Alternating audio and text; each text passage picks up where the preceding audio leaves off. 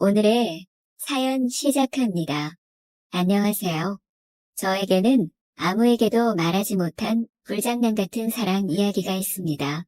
오늘 이 사연을 빌어서 대나무 숲에 소리치듯 처음으로 이야기를 꺼내봐요.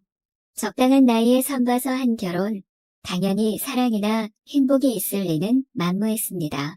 그냥 남들 다 하는 결혼이고 남들 다 낳는 아이여서 가졌습니다. 남편은 IT 업계에 종사해 부족한 생활은 아니었지만 사랑 없이 한 결혼에 바쁜 남편 그리고 타지 생활까지 저는 외로움을 어찌 풀 수 없이 감춰두고 살았습니다. 답답한 인생에 그나마 빛이 되어주던 딸이 어느 날 남편에게 유학을 가고 싶다고 얘기했습니다. 캐나다로 말이죠. 아이만 보내기에는 걱정도 되고 사실 남편과 둘이서만 있을 자신이 없어서 엄마가 함께 유학길에 오르겠다고 했습니다. 남편도 크게 반대하지 않았습니다. 그 사람도 아마 제가 가는 것이 낫겠다고 생각했는지 지원해 줄 테니 함께 가라고 했습니다.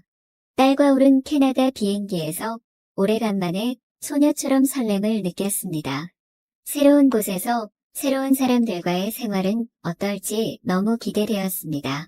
딸은 학교를 다니고 저는 무료한 시간을 채우고자 근처 한인 부부가 하는 식료품점에서 소일거리로 아르바이트처럼 도우며 지냈습니다.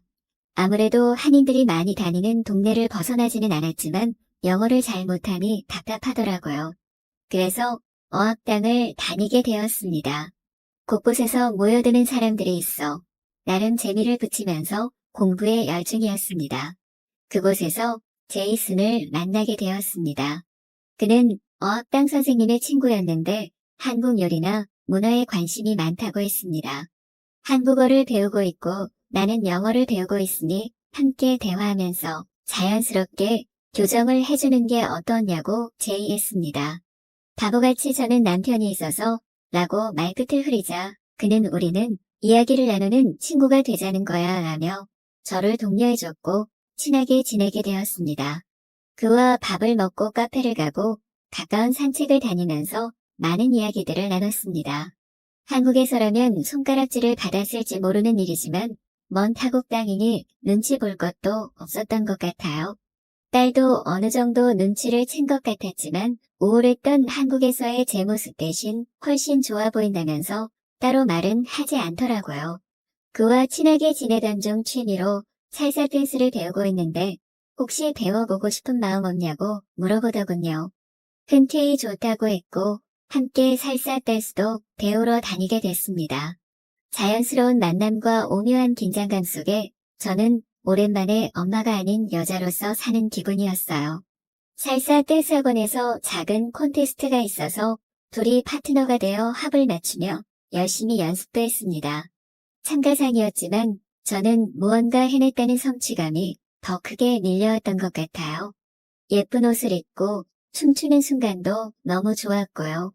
그날 뒤풀이처럼 다 같이 술자리를 갖고 제이슨과 동네로 다시 돌아오던 중 그가 자신의 집에서 술을 한 잔 더 하지 않겠냐고 물었습니다. 그것이 어떤 의미를 내포하고 있는지 어렴풋이 알았지만 이 무드를 깨고 싶지 않아서 그렇겠다고 말했어요. 그의 집은 제법 정돈된 편이었고 따뜻함이 묻어났습니다.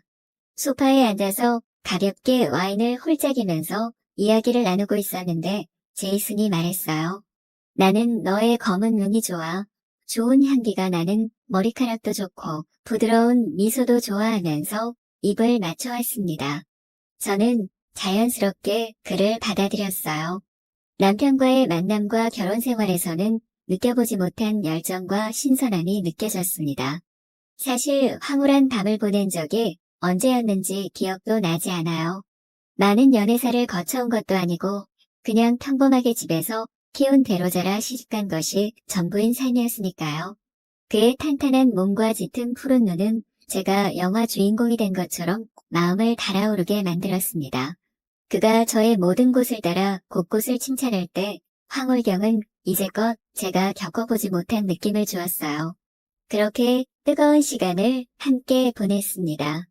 그 이후에 저는 그의 집에 자주 드나들면서 서로의 애정을 확인했습니다. 함께 춤을 추고 맛있는 것을 먹고 대화를 나누는 모든 게 행복이었어요. 그는 모든 것에 열정적이고 따뜻하고 포근한 사람이었습니다. 딸에게도 친구라고 소개하고 가끔 같이 식사하거나 시간을 보냈는데 굉장히 자상했어요. 딸도 잘 따랐습니다. 이제와 얘기지만 딸은 그때 제이슨이 제 남자 친구라는 걸 알고 있었다고 했어요. 그렇게 행복한 날들을 보내던 중 알 수 없는 죄책감이 밀려왔습니다.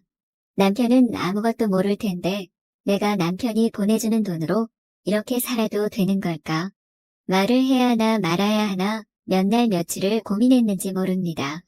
제이슨도 내심 남편에게 말하고 결혼을 정리했으면 하는 눈치였습니다. 솔직하게 말을 해야 한다고 스스로에게 부끄럽지 않은 만남을 만들고 싶다고 이야기하는 글을 보며 저도 결심이 섰습니다. 남편에게 전화를 걸어 평소와 다름없이 아이에 대한 이야기를 하다가 여보, 사실 말할 게 있어라면서 운을 띄웠습니다. 나에게 좋은 감정으로 만나는 사람이 있다는 것을 말하고 싶었어요. 당신이 원하는 방향으로 해줄 수 있지만 딸의 유학까지만 조금 기다려달라는 것을 말이죠. 남편은 처음에는 당황한 듯 싶었지만 사실 유학길에 올려보내며 어느 정도는 생각한 일이었고 자신에게도 좋은 감정으로 만나고 싶은 사람이 생겼다고 했습니다. 우리는 서로에게 사랑을 줄 수 없다는 걸 알기 때문에 아마 담담하게 받아들였을지도 모릅니다. 딸의 유학 일정이 아직 1년 정도 남았으니 그 이후의 일은 한국에 입국해서 처리하기로 했습니다. 제이슨에게도 남편에게 밝혔음을 얘기하고 당당하게 연인으로서의 만남을 이어갔습니다만 만남이 오래 지속되지는 않았습니다. 딸의 유학 일정이 끝나기도 전 저희는 서로의 이해 방식과 태도가 맞지 않는다고 생각했고 친구로 다시 남기로 결정했습니다. 그렇다고 한국에 입국해서 남편에게 용서를 빌고 다시 가정으로 돌아간 것은 아닙니다. 남편에게도 좋은 사람이 생겼고 저는 그것을 받아들이기로 했습니다. 저에게 캐나다에서 만난 제이슨은 또 다른 동반자가 되지는 않았지만 불같은 사랑을 주었고 아직도 내가 여자로서 하나의 주체적인 사람으로서 살아갈 수 있음을 일깨워 줬습니다. 그래서 저는 새로운 결심으로 한국어 선생님이 되기 위해 과정을 받고 있습니다. 준비가 되는 대로 다시 캐나다로 돌아가기로 했습니다. 그곳에서의 삶이 저에게 더 좋고 행복했습니다. 저에게 불같은 열정을 일깨워준 사람이었습니다. 이렇게 뻔한 인생을 살아오며 이제는 내가 늦었다고 생각하시는 분들에게 다시 한번 이야기 드리고 싶었습니다. 새로운 도전을 하기 위해 다시 비행길에 오를 것입니다. 여러분도 뜨거운 사랑과 나 자신을 찾아가시기 바랍니다. 안녕하세요. 오늘은 자격지심에 미친 제 남편 사연입니다. 남편은 결혼 후 언제부터인가 저희 친정에 안 가려고 했습니다. 결혼한 지 5년째인데 저보고 애 둘 데리고 혼자 다녀오라고 했습니다. 친정 부모님 생신 때도 이 핑계 저 핑계 가진 핑계 다 대고 안 갔고요. 물론 그럴 땐 따로 전화는 드립니다. 그렇지만 드러내놓고 저희 친정 식구들하고 거리를 두네요. 이유를 물어봤습니다만 그때는 답을 해주지 않았습니다. 제가 생각하기엔 남편의 그 자격지심 때문인 것 같습니다. 저는 위로 언니 둘이 있고요. 물론 형부도 둘이 있어요. 다름이 아니라 형부들이 돈을 잘 벌고 재테크에도 관심이 많아서 대화 내용이 주로 경제와 주식 그리고 부동산 투자에 관한 것이었죠. 비록 저희가 결혼한 지 5년이나 되었지만 언니 둘 다 늦게 한 결혼 탓에 큰언니는 4년 되었고 작은언니는 6년 되었어요. 그런데 두 언니들 모두 다 형부 덕분에 매년 자산이 눈에 띄게 증가했습니다. 남편이 아마 기죽어서 그런가 생각됩니다. 결혼 후 2년쯤에 주식으로 돈을 많이 잃었었거든요. 그런데 두 형부들은 주식으로 수익 잘 내고 있고 부동산 투자도 잘하고 있어서 그래서 기죽어서 그런 거 아닌가도 생각했습니다. 아무리 그래도 친정 부모님 생신일인데도 안 가고 모처럼 모이는 언니들과 형부들과 만나는 자리인데 지 멋대로 가기 싫다고 하는 건 이해가 되지 않았습니다. 따로 형부들이 자꾸 물어보는데 저도 핑계대고 말하느라 힘들었고요. 처음엔 회사에 갑자기 중요한 일이 생겼다는 둥, 친한 친구가 내려와서 지금 아니면 만날 수 없으니 얼른 보고 가겠다는 둥, 급한 일 좀 잠깐 보고 오겠다는 둥 하면서 이리저리 핑계 대길래 정말 그러는 줄 알았습니다. 그런데 그게 반복되더라고요. 이번에 친정엄마 생신 축하 겸 해서 토요일 점심 때 미리 약속하고 친정 식구들 모두 모이기로 했습니다. 늦잠 자는 남편에게 깨우면서 물었네요. 오랜만에 어머니한테 다녀올까? 하고 시어머니한테 가자고 떠봤더니 금세 아 그래? 그렇잖아도 가본 지 오래돼서 가보려던 참이었는데 코로나 때문에 복지관에도 못 나가고 답답하실 텐데 가보자 하는 겁니다. 그래서 제가 오늘 피곤하진 않겠어? 가면 저녁 때는 올 텐데 괜찮아? 응, 괜찮아. 삼겹살 사가지고 가서 엄마랑 구워 먹고 저녁까지 먹고 오자. 얼른 애들 챙겨서 다녀오자. 하면서 씻으러 욕실로 가더군요. 욕실에서 나온 남편에게 야채즙 한 잔 먹이면서 말했습니다. 사실 친정엄마 생신일 며칠 전이었는데 모르고 있었지? 그랬더니 그래? 말해주지 그랬어. 그래서 오늘 점심 때 친정엄마 생신 축하 겸 해서 모두 모이기로 했다고 했더니 대번에 짜증냅니다. 그래서 제가 그랬네요. 왜 너는 네 엄마한테 맨날 나 데리고 다니면서 우리 친정집에는 안 가려고 하니? 하고 물었습니다. 그랬더니 두 형님들 모두 돈 자랑하니까 싫다고 하네요. 그리고 장인 장모님도 두 형님들만 이뻐하는 것 같다고 합니다. 그래서 가기 싫다고 하면서 앞으로도 가지 않을 테니 애들 데리고 혼자 다니랍니다. 어이없었지만 단지 그 이유 때문이냐고 물었는데 그렇다고 하네요. 언니들과 형부들 돈 잘 벌고 있으니까 돈 자랑 좀 했다. 그렇다 손치고 친정 부모님이 어떻게 차별하더냐고 물었어요. 제 부모님이라도 남편과 형부들을 차별했다면 화낼 일이었고 남편의 생각을 듣고 싶었습니다. 그런데 특별히 차별이라고 할 만한 것을 꼬집을 순 없지만 자기보단 형님들을 더 잘해주시는 것 같답니다. 그냥 저희 친정 식구들하고 있으면 기가 죽는다네요. 뭔지 모르지만 주눅이 든다면서 그런 기분이 느끼기 싫어서 안 간다고 합니다. 그러면서 이젠 자기 부모는 각자가 챙기자고 했어요. 그래서 저는 그 말에 책임질 수 있냐고 물었습니다. 그랬더니 그렇다고 하면서 각자가 번 돈 각자가 돈 관리하고 각자가 알아서 자기 부모 챙기자고 했습니다. 참 어이가 없고 실망스러워서 화도 안 났습니다. 이런 말을 하필 친정엄마 생신일 모임 가자고 하니까 꺼내는 모질이 남편. 이런 거지 같은 남편과 살고 있었다니 내 대갈통 날려버리고 싶었네요. 저는 기가 막혔지만 한참을 진지하게 생각해봤습니다. 그리고 남편에게 네가 지금 한 말이 진심인지 알 수 없다. 친정 식구들 만나기 싫어서 그냥 내뱉는 소리인지 아님 진짜 마음의 소리인지 알 수가 없어. 진심이라면 네가 네 핸드폰으로 녹음해서 나한테 보내라 했어요. 그랬더니 바로 후다닥 녹음하고 톡으로 보내주더라고요. 그래서 제가 만일 네 생각대로 내가 동의해준다면 후회하지 않을 자신 있어? 이건 너랑 나랑 따로 국밥하고 살자는 건데 괜찮다는 거지? 그랬더니 남편이 제발 그러자고 하네요. 그래서 제가 확실히 해두자고 했습니다. 너도 내 친정집에 가지 않으니 나도 시댁인 일체 가지 않겠으며 물론 시어머니 생신도 챙기지 않겠다고 했고 시댁 쪽 대소사 일은 모두 챙기지 않겠으니 미리 시어머니께 말씀드리라고 했습니다. 따로 국밥이니 앞으로 밥은 네가 네 거 알아서 챙겨 먹고 생활비 공동 지출비는 똑같이 반반 내고 공동 지출비는 모두 네 총장에서 자동이체로 바꾸고 육아 교육은 내가 전적으로 전담하고 있으니 네가 육아 교육비는 다 부담하고 시어머니에게 생활비로 매달 드린 130만 원은 이제 못 드리니 네가 알아서 해라 했어요. 동의하면 수락하겠다고 했더니 바로 동의한다고 했습니다. 그리고 그런 대화 내용을 증거자료로 모두 녹음했습니다.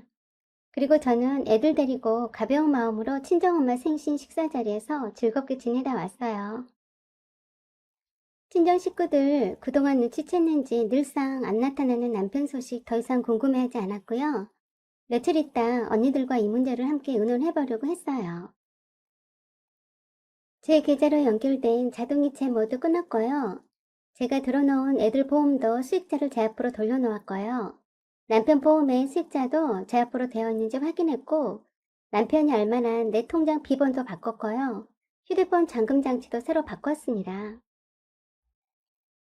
무슨 유난을 떠냐고요? 따로 급박하지 않는 남편을 어찌 믿습니까?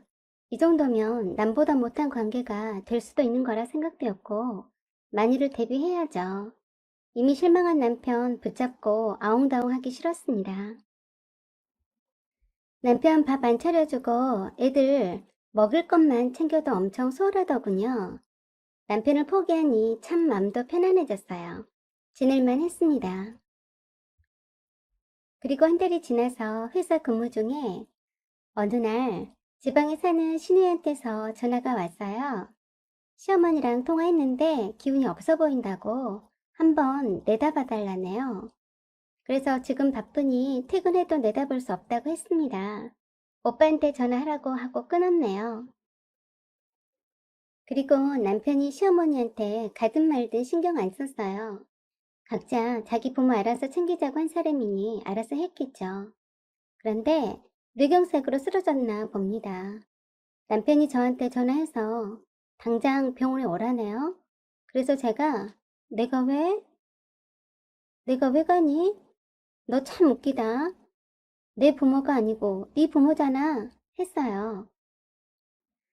아니, 지 부모가 쓰러졌으면 아들인 지가 회사에서 뛰어가면 될 일을 어이없게도 저보고 회사에서 일하다 말고 저보고 가라네요.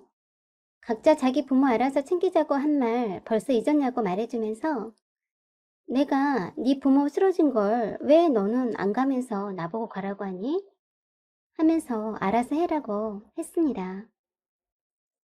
솔직히 남편만 아니었으면 시어머니한테 당장 달려갔을 겁니다만 시어머니가 운이 좀 안 좋으셨던 거죠.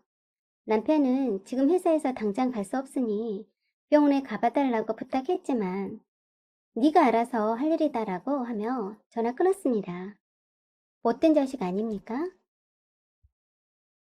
일이 무엇이 중하다고 지 엄마가 쓰러졌다는데 병원에 못 달려간답니까? 그게 저 믿고서 그런 거 아니냐고요. 신우이도 굳이 올케가 회사 근무 중인 거 알면서도 지 오빠한테 먼저 전하지 않고 올케한테 하는 것도 얄밉네요. 자기네들 필요할 때만 써먹고 조금이라도 불편하면 버리는 개자식이 이놈의 남편 새끼입니다.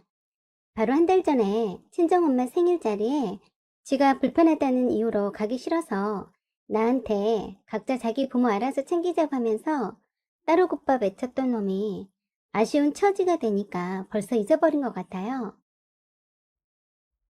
퇴근 후에도 전 바로 집으로 와서 평상시 생활했고요. 남편은 병원에 있는지 어쩐지 안 오더라고요. 전 가지 않았습니다. 미리 말씀드리지만 2년 전 저희 친정엄마 갑상선암 수술할 때도 남편 안 왔습니다. 저도 똑같이 할 거고요. 시어머니한테는 안 됐지만 아들 자식 딸 자식 있으니 각자 자기 부모 챙기겠죠. 뇌경색으로 입원한 시어머니를 남편이 자기랑 돌아가면서 연차 내고 병간호 하자고 하는데 싫다고 했더니 지방에 있는 시누이가 올라와서 병간호 하더라고요. 남편 덕분에 제가 편해졌네요. 뇌경색 후유증으로 혼자 살기 어렵다고 하던데 감히 모시고 살자는 말은 안 하네요. 무슨 궁리를 했는지 요양보호사 붙여놓고 알아서 잘 하더라고요. 신우이한테도 오빠가 따로 국밥 하자고 했다고 말해주었습니다. 남편이 시어머니 병원에 한 번을 안 내다본다고 저보고 지독한 X라고 하더라고요. 그래서 제가 너는 친정엄마 병원에 있을 때 한 번이라도 와본 적 있었니? 했더니 말을 못하더군요. 너 평생 장애인 네 엄마 모시고 잘 살아라 했습니다. 그리고 집 전세 기간 끝나자마자 친정언니 집 근처로 이사 갔어요. 남편 짐은 시어머니가 살던 집으로 보냈습니다. 이혼 서류까지 함께 보냈습니다. 위자료로 전세금과 적금 통장 포기한다는 것과 양육비 지급 조건으로 빠른 합의 이혼하자고 했고요. 남편이 그렇게 싫어하는 친정 식구들하고 매일 함께 살다시피 하고 있습니다. 빨리 이혼하고 개운하게 살고 싶습니다. 제가 이혼하자고 하고 이사도 친정언니 집 가까운 데로 가버리고 하니 당장의 뇌경색 후유증으로 장애가 있는 시어머니를 돌볼 사람이 필요한데 아주 난감한 것 같았습니다. 그 문제로 시누이랑 남편이랑 다툰 모양인 듯 합니다. 어쨌거나 따로 국밥하자던 남편 고생 좀 하겠네요. 남편이 각자 자기 부모 챙기자고 안 했으면 얼마나 저를 들들 볶았을까요? 심호 아픈 상황이지만 웃음이 나오네요. 남편아, 따로 국밥 하자고 해서 고마워. 난 우리 애들 잘 키울게. 넌 장애인 네 엄마 병수발 잘하고 평생 잘 챙겨드려라. 혹시 아니? 장애 심호 병수발 해주며 모시고 살겠다는 미친 엑스 나타날지? 잘 가라 남편아.